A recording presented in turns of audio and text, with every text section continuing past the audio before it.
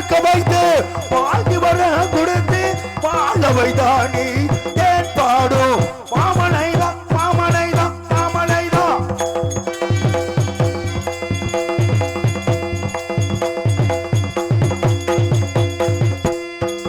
தினமுனை நான் தொழுதேன்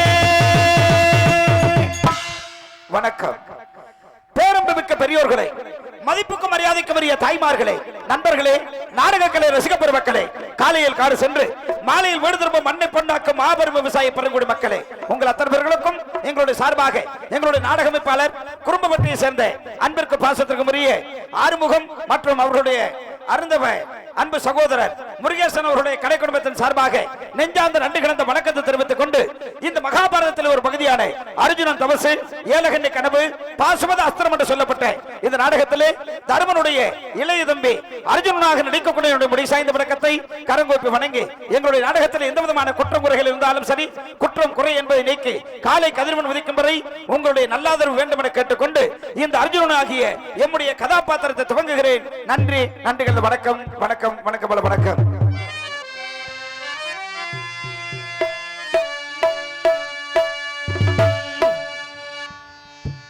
மாணிக்க வீணையே மரகத பதுமையே வைரத்தில் தோய்ந்த மனமே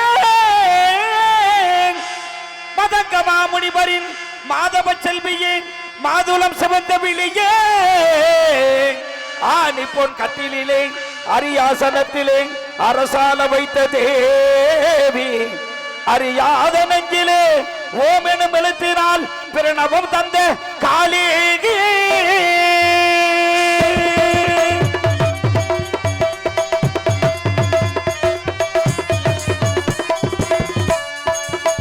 யார் தருவார் இந்த அரியாசனம் பூமி அரசோடு எனக்கும் ஒரு சரியாசனம் அம்மா யார் தருவார் இந்த அரியாசனம் யார் தருவார் இந்த அரியாசனம் பூமி அரசோடு எனக்கும் ஒரு சரியாசனம் அம்மா யார் தருவார் அரியாசனம்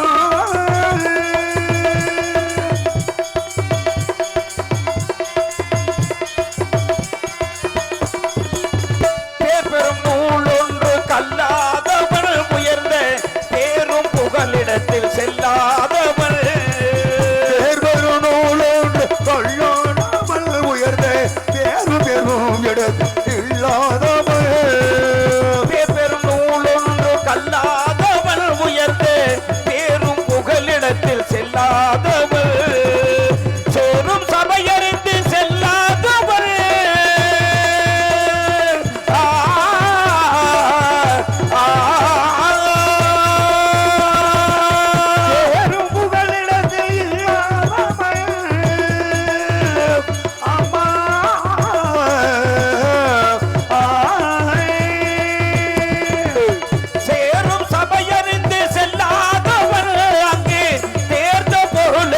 செல்லாதவள் அதற்கே அரசோடு எனக்கும் ஒரு சரியாசனம் அம்மா யார் தருவார் இந்த அரியாசனோ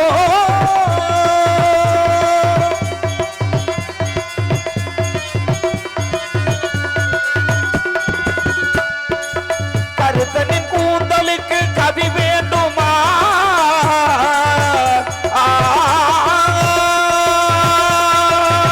கருத்தனு கூந்தலுக்கு கவி வேண்டுமா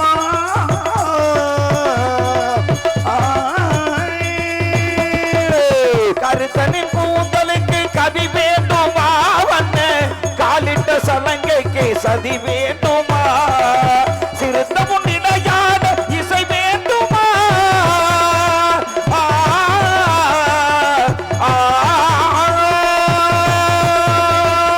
சிறுதவனிடையான இசை வேண்டுமா அம்மா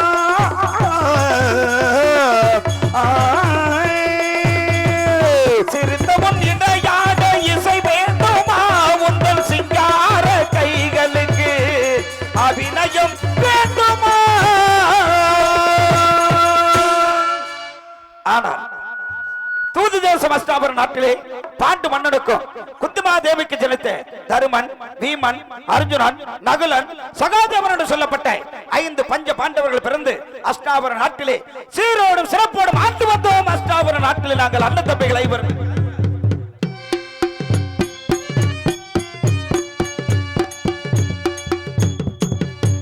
அப்படி ஆண்டு வருகிற தருவாயிலே எங்களுடைய பெரிய தந்தை பெற்றெடுத்த கௌரவ கூட்டத்தை சேர்ந்தவர்கள் துரியோதரன், கர்ணன், பீஷ்மர், துர்ணாச்சாரியார், சல்லியன், சகினி, நேசன், கீசன், பீஷ்மர் என்று சொல்லப்பட்ட 99 பேர்கள் அனைவருமே என்ன நினைத்தார்கள் தெரியுமா?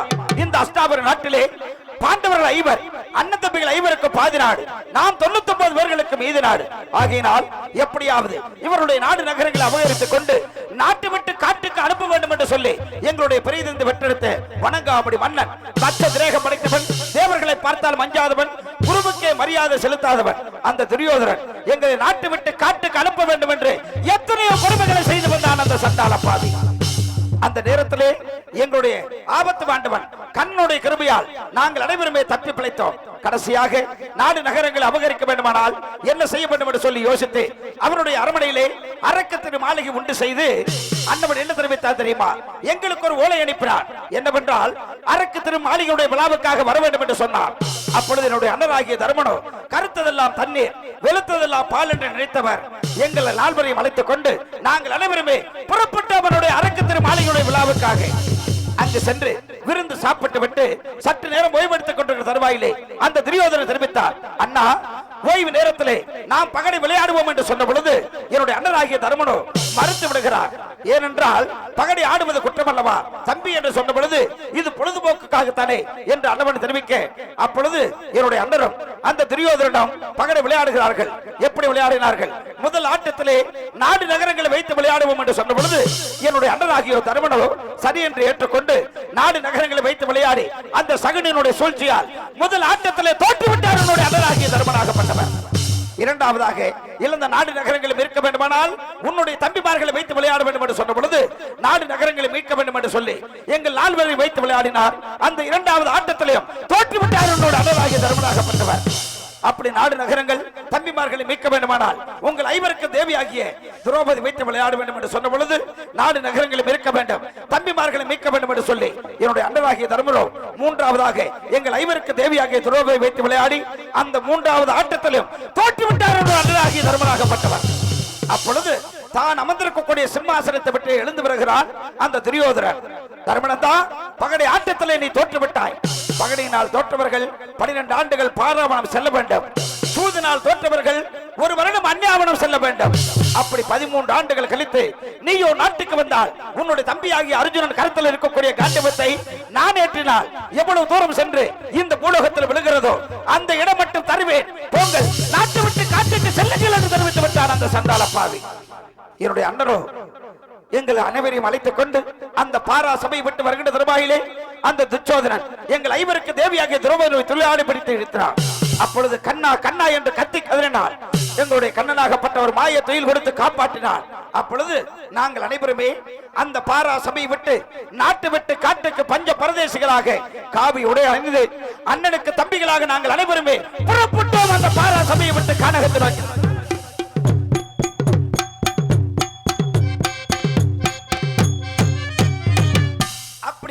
நாட்டு விட்டு காட்டுக்கு வந்து அண்ணவன் என்ன தெரிவித்தான் தெரியுமா? ஒரு வருடத்திலே ஒரு வனத்துக்கு மேல் இருக்கக்கூடாது. அப்படி இருந்தால் மீண்டும் 12 ஆண்டுகள் இருக்க வேண்டும் என்று சொன்னார். அதனால் நாங்கள் ஒவ்வொரு வருடமும் ஒவ்வொரு வனத்திலே காய்கனிகளை தின்று காலங்களை கழித்து இப்பொழுது 8 வனங்களை கடந்து 9வது வனமாகிய ரோமரிசி வனத்திலே வன சஞ்சாரம் செய்து கொண்டிருக்கின்றோம். இப்பொழுது என்னுடைய அண்ணருக்கும் தம்பிமார்களுக்கு தேவையான காய்கனிகளை பறித்துக் கொண்டு பரநக சாலை செல்ல வேண்டும். அண்ணனுடைய முகத்தை பார்க்க வேண்டும், தம்பிமார்களுடைய முகத்தை பார்க்க வேண்டும். இதோ அண்ணருக்கு தேவையான காய்கனிகளை நான் பறிப்பதற்காக செல்ல வேண்டும். காலகத்தில் வைக்கிறான்.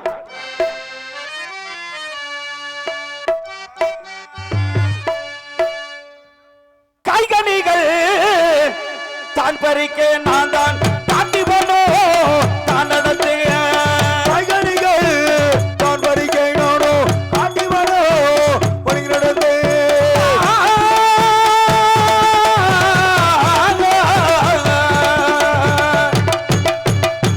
மாங்கனியோ தேங்கனிகள் நல்ல மற்றும் உள்ள கனி வகைகள் மாங்கனியா தேங்கனியா அங்கே மற்றும் உள்ள கனிவகையா மனமுதல்ல பணம் கடந்து எப்போ பறிகின்றனே தாண்டி வருவான் வனம் கடந்து நானும் பரணிதோ காட்டி வரோம் தில்லேறி பூத்ததொரு நல்ல செடிகவனோ தான் கடந்து செல்லங்கே பூத்ததொரு அங்கே சிறியவனோ தான் கடந்து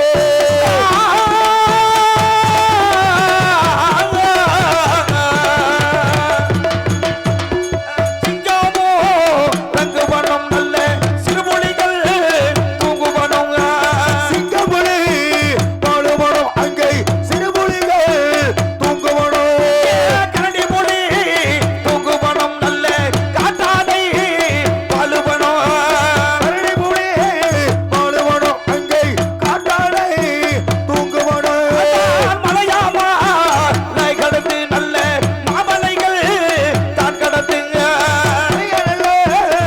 கடந்தீனோனோ பரணிதோ காண்டி வரோம் ஓட்டாமே நடையா நல்ல ஓடி வரும் போதினிலே ஓட்ட நல்ல பெருநடையானோனோ ஓடி வர போதினிலே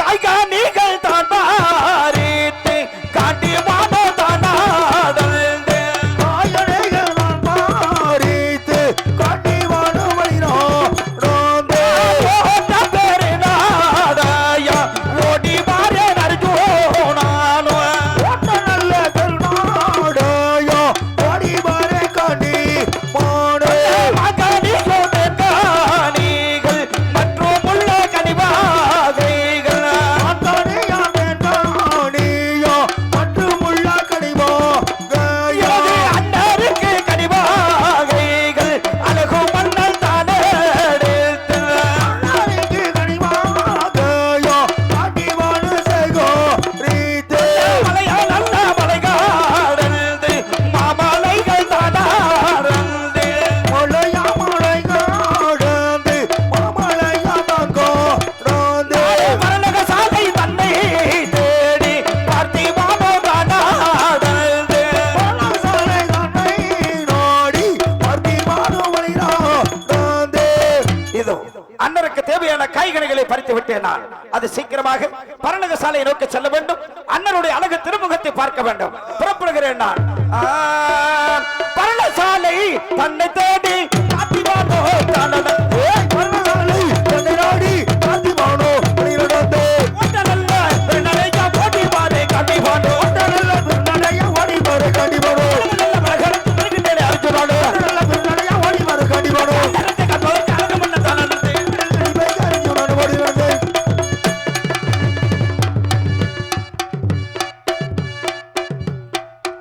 இதோ அண்ணருக்கு தேவையான காய்கனிகளை பறித்துக் கொண்டு பரநக சாலைக்கு அருகாமல் வருகின்ற தருவாயிலே இந்த வனத்தில் வாழக்கூடிய ரோமரேச முனிவரும் மதிப்புக்குரிய கண்ணரும் என்னுடைய அண்ணராகிய தர்ம பூபதியும் வேதவிதி ஆசிரியரும் அனைவரையும் ஒன்று கூடி சபை கூடி ஏதோ பேசிக் கொண்டிருக்கிறார்கள்.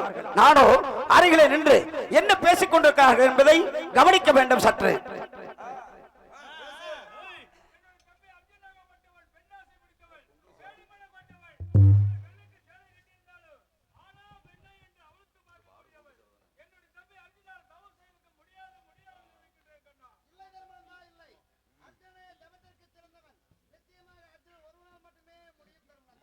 என்று ஆச்சரியமாக இருக்கிறது. என்னுடைய அண்ணனுக்கு தம்பிமார்களுக்கு தேவையான காய்கனிகளை பறித்துக் கொண்டு பரநக சாலைக்கு அருகாமல் வருகின்ற தருவாயிலே அனைவருமே சமகூடி என்ன பேசிக் கொண்டிருக்கின்றார்கள்.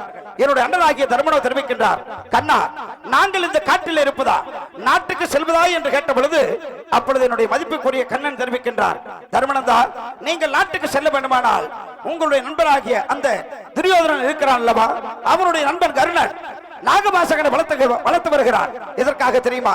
உன்னுடைய தம்பியாகிய அர்ஜுனனை கொல்ல வேண்டும் என்பதற்காக. அதனால் அந்த நாகபாசகனுக்கு 14 லோகத்திலும் எதிர்கணை கிடையாது.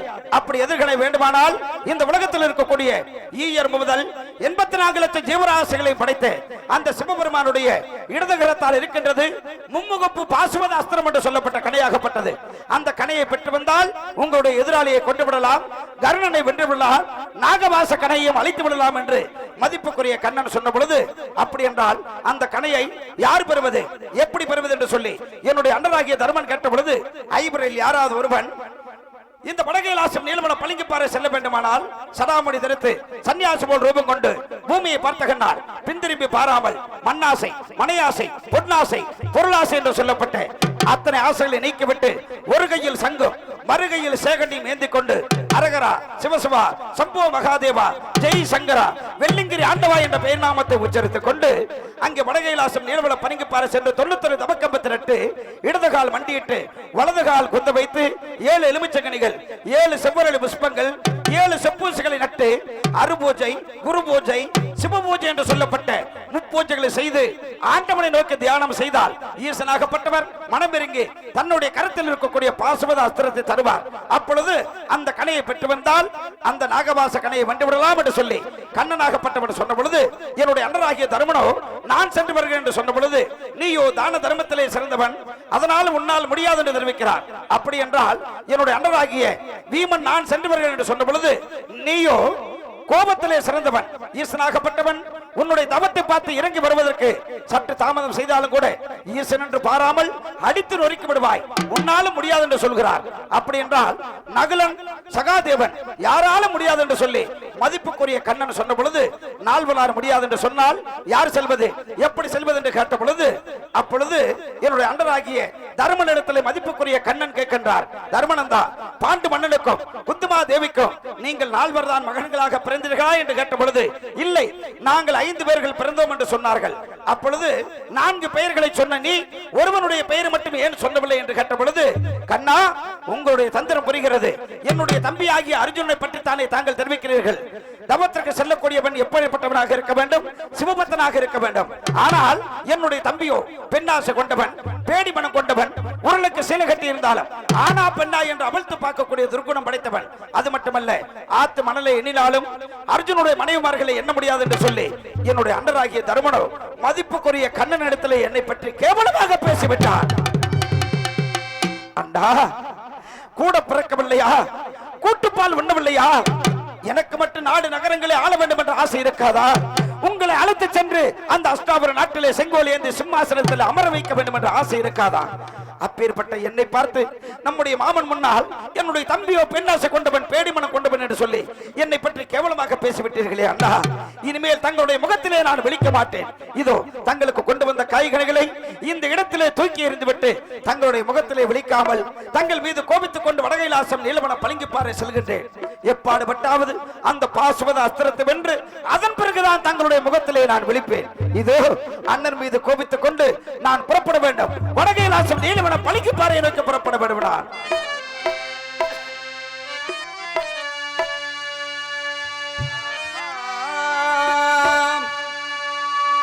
பெண்ணாசை உடையோன் என்று அண்ணர் பெருமான் முன் சொன்னதாலே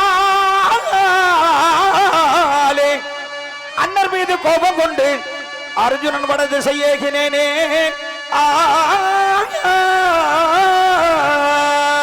அர்ஜுனனோட தேசம் ஏகினேனே.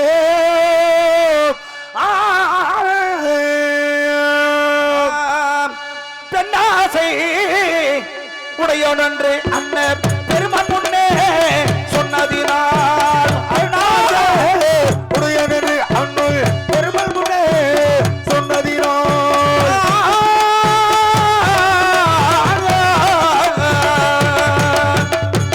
சதி என்ற மாமன் முன்னே என்னை தாறுமாறா பேசியதா சரியதோ மாமன் முன்னாள் அண்ணன் தர்மனா பேசியதோ அண்ணன் மீது கோபம் கொண்டு நல்ல அழகு மன்னன் தான் நடந்தேன் அண்ணன் மேலே கோபம் கொண்டு நானோ அழகு மன்னன் வழி நடந்தே ஓட்டம் நடையா நல்ல ஓடி வரே காட்டி பண்ணுவா நடையானோ ஓடி வரே காண்டிபானோ மனமாய்வா தங்கடத்து நல்ல வருகின்றனே அர்ஜுனனுவா பழகுணதை நானோ மனைவிதா காண்டிபானோ பெண்ணாசை கூடையோ நன்றி பெருமான் முன்னே சொன்னாதீனா என்று பெருமாள் முன்னே சொன்னார் சதியற்ற மாமனுள்ளால் தாறுமாறா பேசியாதா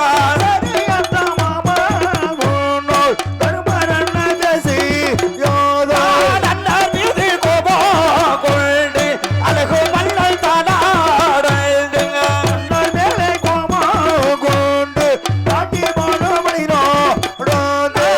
ஓட்டம் பேரு நாடாயா ஓடி மாறேன் அர்ஜுனானுவா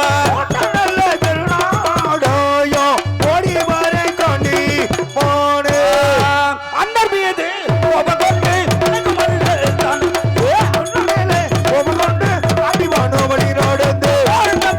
ஓடி மாறேன் அர்ஜுனன்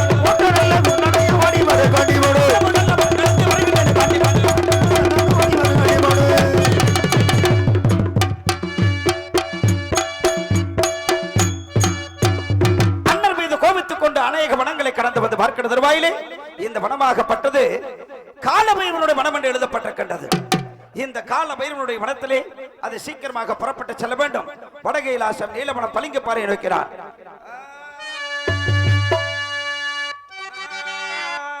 காலபைரவ வனதனிலே நான் தான் காட்டி வரோ தான் நடந்தேன்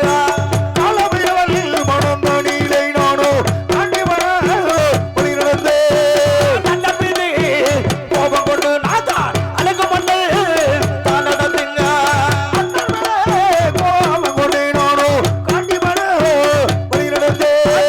இந்த நல்ல வனதனிலே நான் தான் ஏகினே அர்ஜுனனுவா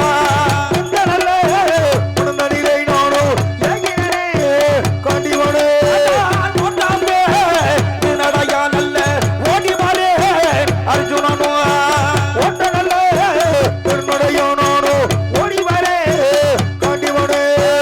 காலபைரவன் வனதனிலே காட்டுவானோ தன்னடன்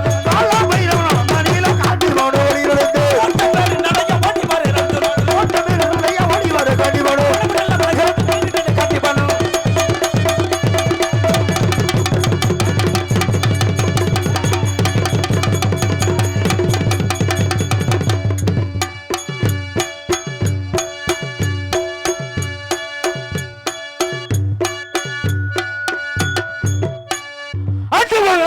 அநியாய வேர்களையும் தண்டனைக்கு உள்ளாக்குமே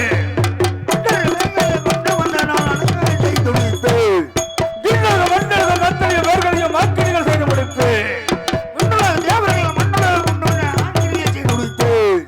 ஆணுவ கொண்டவள் அத்தகைய வேர்களையும் மாக்கிரிகள் செய்து முடிப்பு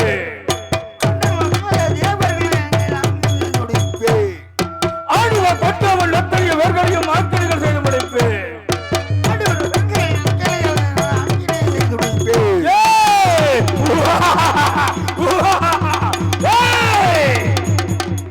காலபைரவன் சொன்னால் 33 தேவர்களும் 42 ரிஷிமார்கள் கிண்ணர் கிம்பிடர்கள் அச்சத்தின் பாலகர் என்று சொல்லக்கூடிய அனைவரும் அஞ்சுவார்கள். ஏன் எதற்காக? தவத்தால் குலத்தால் பண்பால் பெரியவன் என்பதற்காக. அப்படி இருக்கிற சமயத்திலே என்னுடைய வனத்தில் யாரோ ஒரு நரக சென்றார் அங்கு உலாவிக் கொண்டிருக்கின்றான். அன்னவன் என்னுடைய வனமார்க்கமாக கண்ணத்தினான் அக்கிருதம் அடைந்து விட்டது. நரக சென்றார் யார் என்று பார்க்கிறேன். ஐயா, யாரா நீ? தாங்கள் யார்? இந்த வனத்தில் வழியாக வருகிற தருவாயிலே எதற்காக என்னை வழிமறித்தீர்கள்? எனக்கு வழிவிட வேண்டும். நான் புறப்பட்டு செல்ல வேண்டும். வடகைலாசம் நீலமல பழிக்குப்பாறை நோக்கி. இது என்னுடைய வனம். இருக்கட்டும். என் வனத்தில் வந்து அக்கினி தவத்தை கெடுத்திருக்கிற ஐயா, தங்களுடைய தவத்தை கெடுக்க வேண்டும் என்ற எண்ணத்திலே இந்த வனத்திலே நான் வரவில்லை. நானோ ஒரு தவயோகி. நான் வடகைலாசம் நீலமல பழிக்குப்பாறை சென்று கொண்டிருக்கின்றேன். என்னை வழிமறிக்க வேண்டாம், விட்டுவிடுங்கள். புறப்பட்டு சென்று இந்த வனத்தை விட்டு அது செல்ல முடியாது. ஏன் சொல்ல முடியாது? நீ யார்? எந்த ஊரை சேர்ந்தவன்? எந்த நாட்டை சேர்ந்தவன்? எதற்காக என்னுடைய வனத்தில் வந்து கொண்டிருக்கின்றாய்? உன்னுடைய வரலாற்றை எடுத்து கூறிவிட்டு நீ வனத்தை விட்டு நிக்காதே, ஓடிவிடாத சீக்கிரமாக. முனிவரே, நானோ கண்கள் சிவந்து கடுங்கோபம் கொண்டு வடகைலாசம் நீலமல பழிக்குப்பாறை சென்று கொண்டிருக்கின்றேன். அந்த நேரத்திலே என்னை வழிமறித்து நீ யார்? உன்னுடைய பூர்வீக வரலாறு என்ன என்று கேட்டுக் கொண்டிருக்கின்றீர்களே, தாங்கள் யார்? இந்த வனத்துக்கு உங்களுக்கு என்ன சம்பந்தம்? நான் எதற்காக என்னுடைய வரலாற்றை தங்களிடத்தில் தெரிவிக்க வேண்டும்? இது என்னுடைய வனம். இருக்கட்டும். என் இடத்துக்கு வந்து என்னைவே நீ யாருன்னு கேட்கிற. முனிவரே, எனக்கு வழிவிடுகிறாயா இல்லையா? வழியெல்லாம் விட முடியாது. வழிவிட முடியாது என்று சொன்னால் என்னுடைய கோபத்திற்கு நீ ஆளாக வேண்டாம். கோபத்துக்கா? ஆமா. நான் எத்தனை பேர்த்த கோபத்தை பார்த்தமே, உன் கோபத்துக்கு நான் ஆளாகனா? முனிவரே,